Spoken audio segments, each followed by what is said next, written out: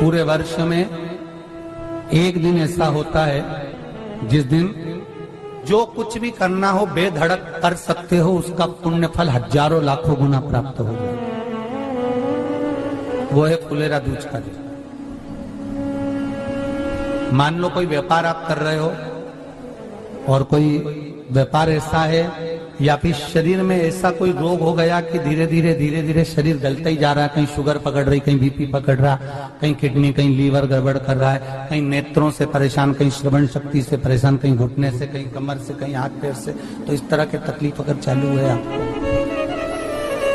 शिव महापुराण की कथा कह रही है। सबसे पहले व्यापार के लिए कि आपका अगर व्यापार नहीं चल रहा है, बहुत कष्टप्रद है, बहुत ज्यादा तकलीफ में, और व्यापार ठीक चल ही नहीं रहा, सारे उपाय कर कर देख लिए, सब तरह से हताश हो गए, तो एक फुलेरा दूज का कर लेना। अमर बेल के 7 टुकड़े, कितने टुकड़े? 7 अमर बेल के टुकड़े, 7 कमल गट्टे, गाय का दूध, बेलपत्री 7, शमी के पत्र 7। महाराज, बेलपत्री के पेड़ के नीचे शंकर भगवान के शिवलिंग का निर्माण करना है, और शंकर भगवान के शिवलिंग का निर्माण कर कर उसकी पूजन करना। जैसी पूजन की थाली आप लगा कर लेकर जाते हो, वैसे की वैसे लेकर जाना आपको, और शंकर भगवान का पूजन कर कर, घी का दिया लगाकर पूरा आनंदमय पूजन स्मरण कर कर, जो वस्तुएं आपको बताई, ये सारी वस्तुएं शंकर भगवान पर समर्पित कर दो, पूर्ण चीजें। दिया जब तक विसर्जन ना हो जाए, दिया ठंडा ना हो जाए, तब तक वहीं बैठिए। दिए में उतना घी डालिए जितनी देर आप पूजन कर लें, बैठे। उसके बाद में बाबा के ऊपर चढ़ी हुई कमल गट्टा और अमर बेल का टुकड़ा उठाकर ले आइए। ये केवल फुलेरा दूज के दिन का है, इसके सिवाय नहीं कर सकते इसको, ठीक है। और बाबा का शिवलिंग विसर्जन कर दीजिए, उसको लेकर, पर ध्यान देना, पहले शंकर का शिवलिंग विसर्जन करना, फिर वस्तु को लेकर घर में आना। अमर बेल का टुकड़ा और कमल गट्टा ये आपको घर पर लेकर आना है। व्यापार वाली जगह में कहीं पर भी उसको लाल वस्त्र के अंतर्गत भगवान शंकर, कुबेर भंडारी का नाम लेकर, कुबेरेश्वर महादेव का स्मरण कर कर, कुबेर भंडारी का नाम लेकर, उस शंकर जी का नाम लेकर, और किसी भी जगह पर, अपनी अलमारी में, तिजोरी में, बरकत स्थान पर, दुकान में, व्यवसाय में, गुल्लक में, जहां मर्जी पड़े, एक जगह पर उसको रख देना। मात्र 2.5 महीना इंतजार करिए, अगर आपको लाभ ना मिले तो उठाकर विसर्जन कर देना। पर 2.5 महीने के अंदर बाबा कुबेर भंडारी धीरे धीरे व्यापार में उन्नति देना प्रारंभ कर देता है। कुछ नई राहें भोलेनाथ बनाना प्रारंभ करे। क्यों? क्योंकि ये फुलेरा दूज केवल एक देवी देवता के लिए नहीं, फुलेरा दूज 33 कोटि देवी देवताओं का एक उत्सव है। भगवान कृष्ण का तो उत्सव है ही फुलेरा दूज, कि उस दिन भगवान माता राधा रानी रूठ गई, और उठी हुई राधा रानी को मनाने के लिए भगवान कृष्ण ने फूल फेंका।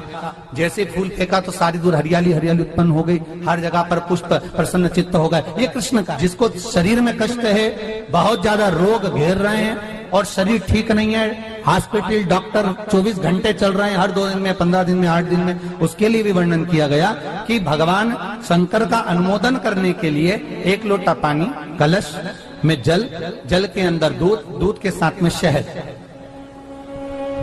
शहद लेकर भगवान शंकर के मंदिर में थोड़ा सा जल समर्पित कर थोड़ा नंदीश्वर को चढ़ाकर, थोड़ा सा जल बेलपत्री के पेड़ के नीचे हाथ में ले लेकर सींचन करना।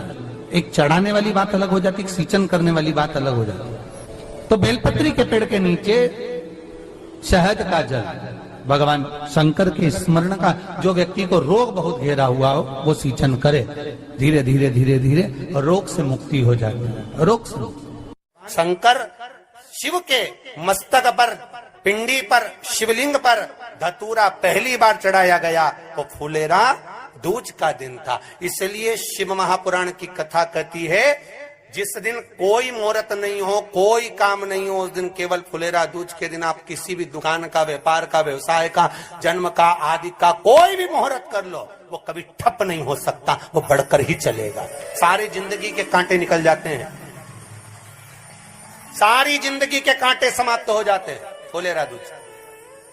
कहते हैं दुनिया में सब दिन का दान, सब दिन का पुण्य समाप्त हो सकता है, और फुलेरा दूज का दान पुण्य सत्कर्म भजन कीर्तन नाम स्मरण समाप्त नहीं होता। चक्कर आ जाते हो, अचानक गिर जाते हो, हापड़ी भराने लगती हो थोड़ा सा चलने पर, श्वास फूल जाती हो ज्यादा चढ़ने पर, उनके लिए विशेष है कि धतूरे की जड़ को, धतूरे का जो फल होता है उसकी जड़ महाराज निकाल कर धोकर उसको घिसकर शंकर भगवान पर उसका लेपन कर दीजिए, थोड़ी सी जड़ शिव जी पर चढ़ा दीजिए फुलेरा दूज के दिन।